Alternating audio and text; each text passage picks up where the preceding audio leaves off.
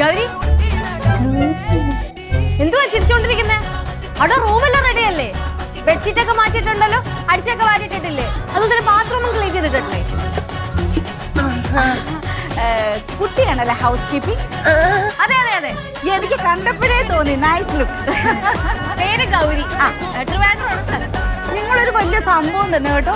ഷെഫിനെ മധുരയിൽ നിറക്കിയിരിക്കുന്നു, ഹൗസ് കീപ്പിങ്ങിനെ ട്രിവാൻഡ്രത്തും നിറക്കിയിരിക്കുന്നു. ഭയങ്കര സംഭവം തന്നെ. അതാട്ടോ നമ്മുടെ റൂം. ഓ നമ്മൾ നിങ്ങളുടെ റൂം നിങ്ങളുടെ സ്വന്തം മുറി പോലെ കരുതിക്കും. ഓ ശരി ശരി.